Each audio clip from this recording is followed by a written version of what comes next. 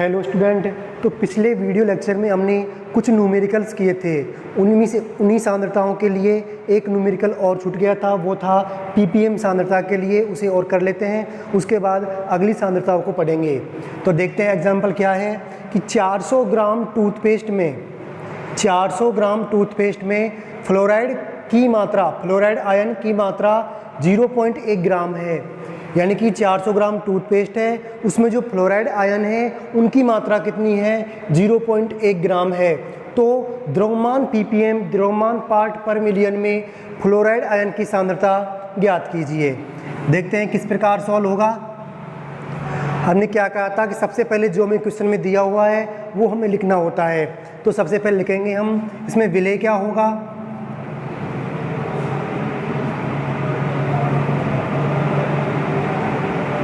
विलय होगा हमारा फ्लोराइड आयन।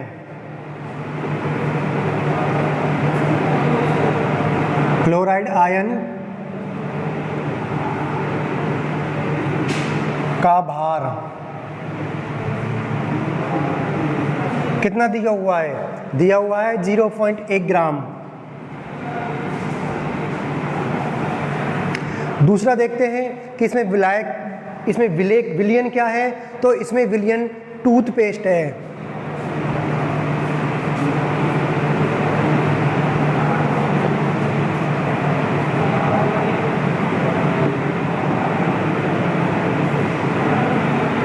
विलयन यानी कि टूथपेस्ट का भार कितना है, वो है 400 ग्राम।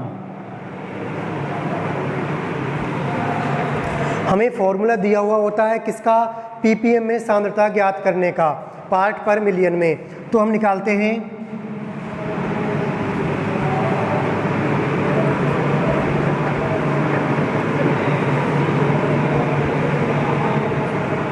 इसका फॉर्मूला क्या होता है। तो हम देखते हैं कि इसका फॉर्मूला होता है विलय का भार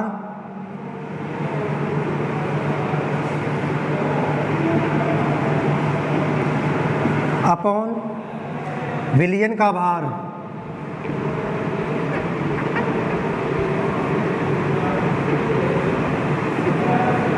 और हमने क्या कहा था कि यदि हम द्रव्यमान प्रतिशत लिखेंगे तो इनटू में 100 कर देंगे।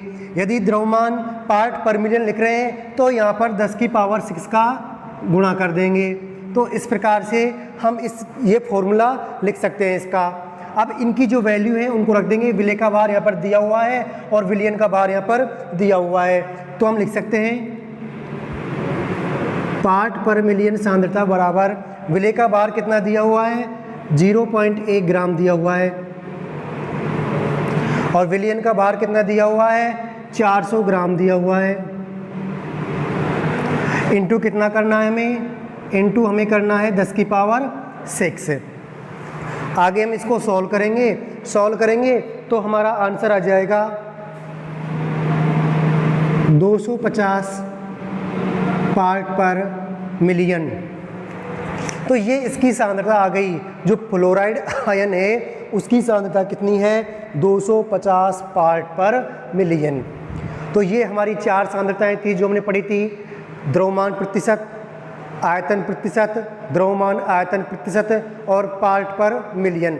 ये चारों सांद्रताएं हैं, इन चारों को हमने पढ़ लिया और इन चारों के जो न्यूमेरिकल्स हैं उनको भी हमने देख लिया। अब आगे एक इम्पोर्टेंट सांद्रता आती है, इम्पोर्टेंट मात्रात्मक सांद्रता आती है जिसे बोलते हैं मोलरता। तो अब हम पढ़ेंगे मोलरता के बारे में। तो देखते हैं मोलरता क्या होती है। 1 लीटर विलयन में उपस्थित विलय के मोलों की संख्या मोलरता कहलाती है। क्या, 1 लीटर विलयन में उपस्थित विलय के मोलों की संख्या उस विलयन की मोलरता कहलाती है। और जो मोलरता होती है उसे कैपिटल M से व्यक्त किया जाता है। यह आपको ध्यान रखना है, कैपिटल M बहुत ज़्यादा काम आने वाला है फिजिकल केमिस्ट्री में, कि मोलरता को कैपिटल M से प्रदर्शित किया जाता है। अब M का मतलब क्या होता है वो हम बाद में देखेंगे, लेकिन इसे प्रदर्शित किया गया है कैपिटल M से। अब जो मोलरता का फॉर्मूला निकाला है वो इस परिभाषा के आधार पर निकाला है। परिभाषा में क्या कहा है, 1 लीटर विलयन में उपस्थित विलय के मोलों की संख्या, 1 लीटर विलयन में विलय के मोलों की संख्या। तो मोलरता हो गई विलेय के मोलों की संख्या अपॉन विलयन का आयतन, किसमें, लीटर में। ये इसका फॉर्मूला हो जाता है। यदि इसका आयतन लीटर में न दिया हो, लीटर में न देकर ml में दिया हो, तो फिर हमें इंटू 1000 से करना होता है, क्योंकि 1 लीटर में 1000 ml होते हैं। तो मोलरता का दूसरा फॉर्मूला हो जाएगा ml के रूप में, मोलरता बराबर विलेय के मोलों की संख्या अपॉन विलयन का आयतन ml में इंटू 1000। दोनों फॉर्मूले सेम है, सिर्फ अंतर क्या है, इसमें ml में लिखना है हमें आयतन, इसमें लीटर में लिखना है। यदि लीटर में आयतन लिखेंगे तो ये फॉर्मूला रहेगा, यदि इसे ml में लिखना है तो इस फॉर्मूले में हम 1000 का गुणा और कर देंगे। तो इस प्रकार ये फॉर्मूला बन जाता है। यदि हमें यहाँ पर क्या दिया हुआ है, विलेय के मोलों की संख्या दी हुई है। यदि हमें न्यूमेरिकल्स में या प्रश्न में विलेय के मोलों की संख्या न देख करके विलेय का भार दे दिया जाए ग्राम में, तो फिर हम किस प्रकार से मोलरता की गणना करेंगे। तो उसके लिए हमें मोल कॉन्सेप्ट से जो मोल बराबर होता है, मोल बराबर भार बटे अणुभार होता है, उस फॉर्मूले को काम में लेना होता है। किस प्रकार लेते हैं, देखिए, यदि विलेय का ग्राम में भार दिया गया हो तो मोलरता किस प्रकार से निकालेंगे। विलेय के मोल बराबर क्या होते हैं, मोल कॉन्सेप्ट आपने पढ़ा है कि विलेय के मोल बराबर विलेय का भार ग्राम में अपॉन विलेय का अणुभार। तो ये क्या आ जाएंगे, विलेय के मोल आ जाएंगे। तब हमारे पास विलेय के मोलों की संख्या आ जाएगी, विलेय के मोलों की संख्या आ जाएगी। तो हमारे पास में विलयन का आयतन हमें दिया हुआ ही है, तो हम क्या करेंगे, विलेय के मोलों की संख्या को इस रूप में लिख देंगे। इस फॉर्मूले में यदि हम विलेय के मोलों की संख्या को इसके रूप में लिख दें तो ये कुछ इस प्रकार से प्राप्त होता है, मोलरता बराबर विलेय का भार ग्राम में अपॉन अणुभार। ये क्या हो जाता है, ये हो जाते हैं विलेय के मोल इंटू 1 अपॉन विलयन का आयतन लीटर में। तो इस प्रकार से ये फॉर्मूले हो जाते हैं किसके, मोलरता के लिए। इस पर बेस कुछ न्यूमेरिकल करते हैं। ये अपने आप में इम्पॉर्टेंट सांद्रता है, बहुत ज़्यादा इम्पॉर्टेंट सांद्रता है। देखते हैं पहला एग्जाम्पल में दिया हुआ है कि NaOH के 0.25 मोल को घोलकर 500 ml का विलयन बनाया गया है। तो इस विलयन की हमें मोलरता ज्ञात करनी है। हमें क्या दिया गया है, हमें दिया गया है NaOH यानी कि विलेय के मोल दिए हुए हैं और विलयन का आयतन दिया हुआ है, किस में, ml में दिया हुआ है। तो हम क्या करेंगे, हम इस फॉर्मूले को काम में लेंगे। क्यों लेंगे, क्योंकि इस फॉर्मूले में हमें विलेय के मोल दिए हुए हैं और विलयन का जो आयतन है वो किस में दिया हुआ है, ml में दिया हुआ है। तो इसलिए हम इस फॉर्मूले को यूज में लेंगे। तो करते हैं सॉल्व। किस प्रकार से करते हैं, एक बार आप इनको लिख सकते हो, देख लीजिए।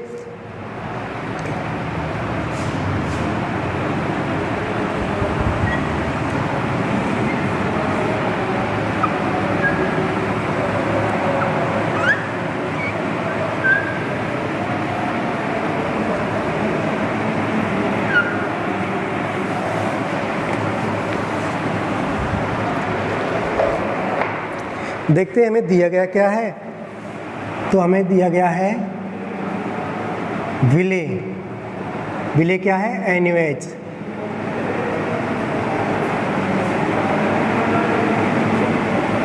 के मोल्स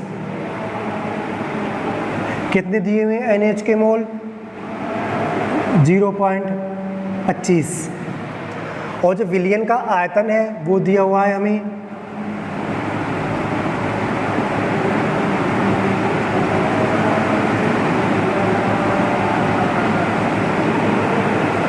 कितना दिया हुआ है, वो दिया हुआ है 500 ml। अब हमारे पास ये फॉर्मूला है ही, हम इन वैल्यू को इस फॉर्मूले में पुट कर देंगे तो हमारी आंसर आ जाएगा मोलरता। देखते हैं, चलो ये भी लिखते हैं।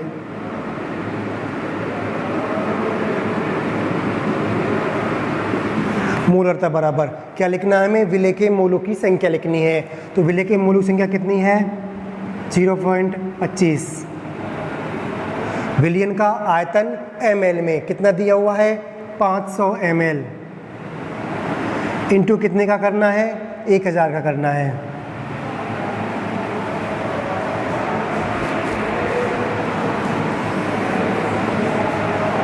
इंटू 1000 से कर देंगे। जब इसको हम सॉल्व करेंगे तो देखते हैं क्या आता है। तो हमारी जो मोलरता है, मोलरता बराबर आएगा 0.50 m यानी कि मोलरता, या हम इसी को लिख सकते हैं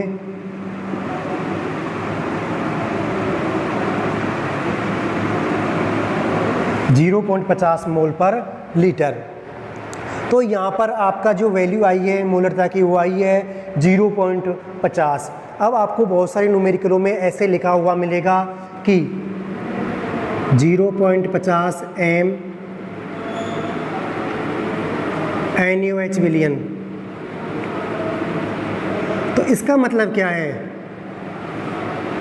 अभी हमने आंसर देखा, इसका मतलब है कि NaOH के 0.50 मोल, NaOH के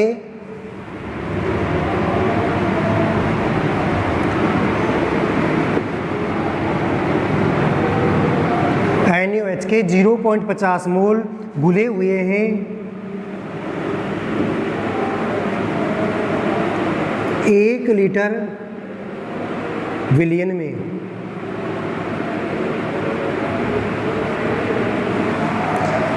इसका मतलब यही हुआ।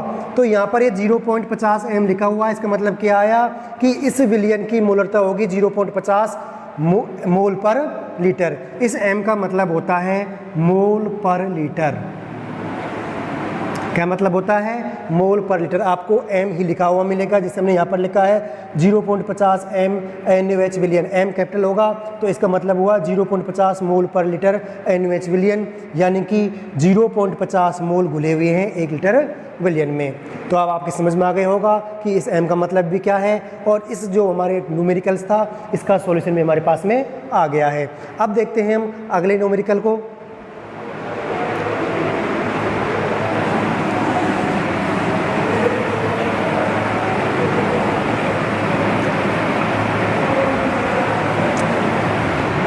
अगले न्यूमेरिकल में क्या दिया हुआ है कि उस विलियन की मोलरता की गणना कीजिए जिसमें 5 ग्राम NaOH 450 ml विलियन में घुला हुआ है।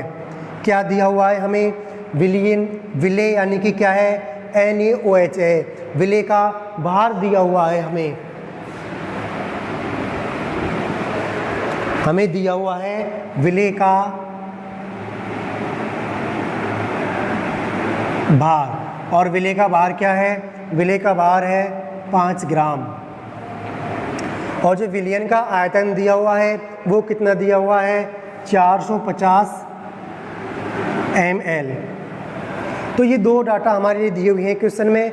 अब इसको सॉल्व करने के लिए हम देखते हैं कि हमें विले का भार किस में दिया हुआ है? ग्राम में दिया हुआ है। यदि विले का भार ग्राम में दिया हुआ हो तो हम इस फॉर्मूले को यूज़ में लेते हैं। कौन से फॉर्मूले को? इस वाले फॉर्मूले को यूज़ में लेते हैं कि मोलरता बराबर विले का भार ग्राम में अपॉन विले का अणुभार इंटू 1 अपॉन विले का आयतन लीटर में। यदि ml में दिया हुआ होता तो हम यहाँ पर 1000 से गुणा कर देते। क्या कर देते? 1000 से गुणा कर देते। तो इस फॉर्मूले को हमें काम लेना है। यदि 1000 से गुणा करेंगे तो हम यहाँ पर फिर क्या लिखेंगे? ml लिखेंगे। अब देखते हैं इसको। विले का भार दिया हुआ है, विलियन का आयतन दिया हुआ है, और हमें किसकी आवश्यकता है? विले के अणुभार की आवश्यकता है। तो जो विले क्या है? NaOH। हमें चाहिए NaOH का अणुभार जो कि होता है 40 ग्राम पर मोल। कितना होता है? 40 ग्राम पर मोल। अब लिखते हैं हम इसका। अब इसको सॉल्व करते हैं फॉर्मूले में रखकर, तो देखते हैं किस प्रकार से सॉल्व होता है।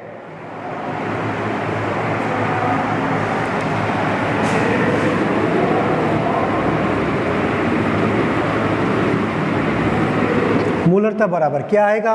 विले का भार ग्राम में कितना दिया हुआ है? 5 ग्राम दिया हुआ है। अपॉन में क्या आएगा? विले का अणुभार कितना दिया हुआ है? 40 दिया हुआ है। इंटू क्या करना है हमें?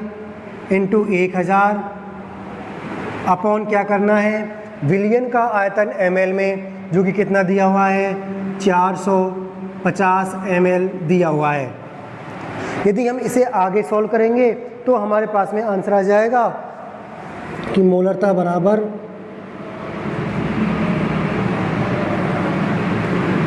0.278 m या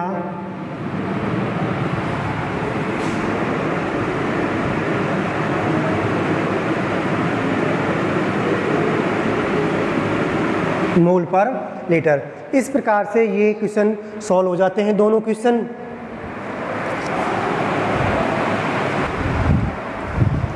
तो आगे अगली अगली सांद्रता है उसको देखते हैं। अगली सांद्रता है मोललता।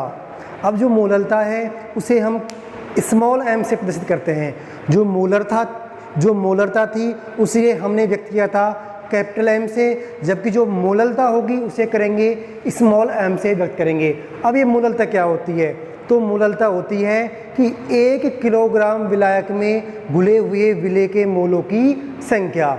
क्या दिया हुआ है? विलायक का भार दिया हुआ है। अभी तक हमने जितनी भी सांद्रताएं पढ़ी थी या फिर आगे जो पढ़ेंगे उन सभी में विलयन के बारे में आता है कि विलयन के इतने भाग में घुले हुए हैं। जो विलेय है वो विलयन के इतने भाग में घुला हुआ है, जबकि यहाँ पर जो मोललता है उसमें आया है विलायक। तो आपको याद रखना है, ये इम्पोर्टेंट है कि यहाँ पर विलायक शब्द का यूज करना है कि मोललता m बराबर, m क्या होती है? 1 kg विलायक में घुले विलेय के मोलों की संख्या उस विलयन की मोललता कहलाती है। मोललता क्या थी? 1 लीटर विलयन में। मोललता क्या थी? 1 लीटर विलयन में। मोललता क्या है? 1 kg विलायक में। ध्यान रखना है, विलायक विलायक विलायक। 1 kg विलायक में घुले विलेय के मोलों की संख्या उस विलयन की मोललता कहलाती है और मोललता को स्मॉल m से व्यक्त किया जाता है। अब जो मोललता का फॉर्मूला है वो क्या है?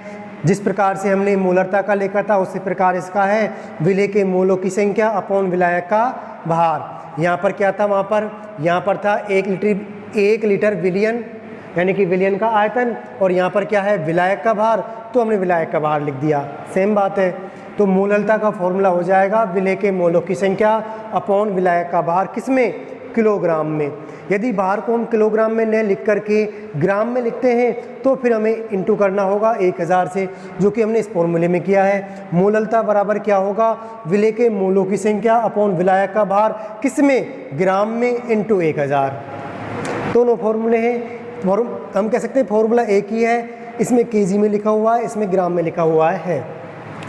अब आगे देखते हैं, यदि विलेय का भार ग्राम में दिया गया हो, यहाँ जो हमने कहा है कि विलेय के मोल की संख्या दी हुई है, यदि मोल की संख्या नहीं दे करके हमें एक भार दिया हुआ, ग्राम में भार दिया हुआ, तो हम क्या करेंगे? तो जो भार दिया हुआ है उसको मोललता निकालने के लिए हम कन्वर्ट कर लेंगे, किसमें? उसको कन्वर्ट कर लेंगे हम मोल्स की संख्या में। किस प्रकार से करते हैं तो वो हम देखते हैं। विलेय के मोल बराबर क्या होता है? विलेय का भार ग्राम में अपॉन विलेय का अणुभार। इस फॉर्मूले को विलेय के मोल की संख्या को हम यहाँ पर लिख सकते हैं। हमने इस फॉर्मूले में लिखा विलेय के मोल थे, विलेय के मोलों की संख्या है, उसकी जगह हमने इस फॉर्मूले को लिख दिया। विलेय का ग्राम में भार अपॉन विलेय का अणुभार इंटू 1000 अपॉन विलायक का भार, 1000 अपॉन विलायक का भार। तो इस प्रकार से ये इनके लिए फॉर्मूले हो जाते हैं।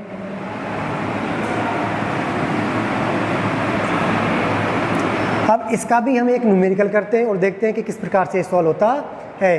न्यूमेरिकल क्या दिया हुआ है कि 500 ग्राम H2O यानी कि जल में 4 ग्राम NaOH घुला है, तो विलयन की मोललता ज्ञात कीजिए। यहाँ पर हमें दिया हुआ है कि 500 ग्राम जल में, विलयन नहीं कहा, क्या कहा? जल कहा, यानी कि विलायक कहा। 500 ग्राम जल में 4 ग्राम NaOH यानी कि 4 ग्राम विलेय घुला हुआ है, तो 500 ग्राम विलायक में 4 ग्राम विलेय घुला हुआ है। उस विलयन की हमें मोललता ज्ञात करनी है। तो देखते हैं किस प्रकार से सॉल्व होगा।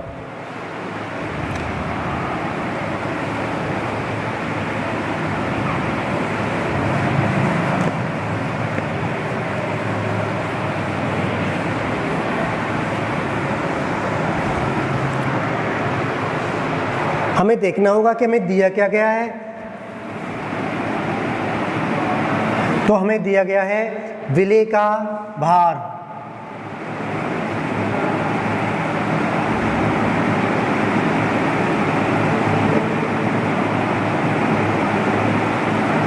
कितना दिया गया है? वो दिया गया है 4 ग्राम।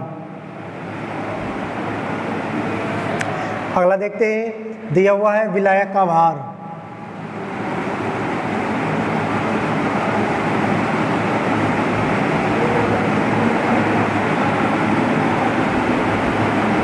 कितना दिया हुआ है?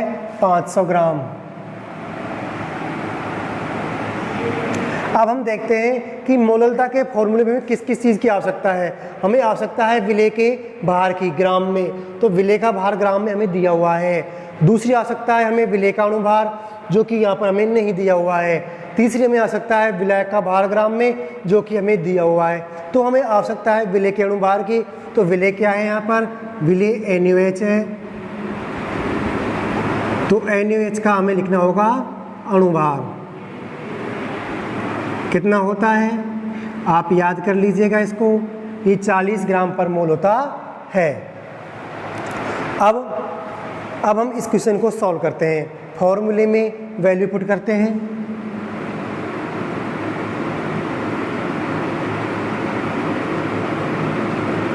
मोललता बराबर विलेय का ग्राम में भार कितना दिया हुआ है?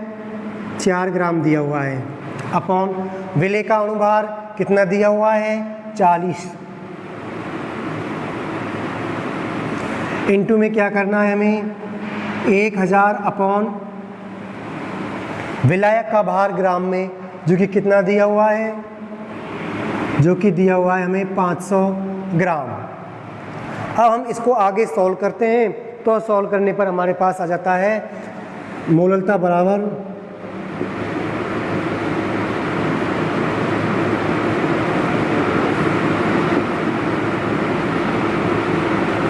0.2 स्मॉल m, या चलो ये लिख लेते हैं। तो अब यहाँ पर जो स्मॉल m है, इसका मतलब क्या हुआ? यहाँ पर ये लिखा हुआ है कि 0.2 स्मॉल m, इसका मतलब है कि NaOH के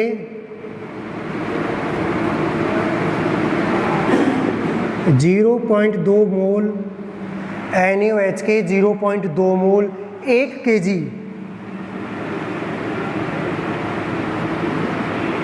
H2O में घुले हैं। समझना जरूरी है कि m है, m का मतलब क्या है? मोललता, और मोललता क्या है? 1 kg विलायक में विलेय के मोलों की संख्या। 1 kg विलायक क्या हो गया? H2O हो गया। इसमें विलेय के मोल कितने घुले हुए हैं? वो घुले हुए हैं 0.2, जो कि यहाँ पर आया है। तो यहाँ पर जो वैल्यू आई है 0.2 m, उसे हम क्या कहेंगे? NaOH के 0.2 मोल 1 kg H2O या फिर विलायक में घुले हुए हैं। इस प्रकार से हम मोललता को भी ज्ञात कर सकते हैं। अब आगे हम देखते हैं कि मोललता के बाद में 2 सांद्रताएं हो रहे हैं, एक तो है नॉर्मलता और दूसरी है फॉर्मलता। उनके बारे में हम पढ़ेंगे, लेकिन वो पढ़ेंगे नेक्स्ट लेक्चर में। तो इस लेक्चर के लिए इतना ही। Thank you.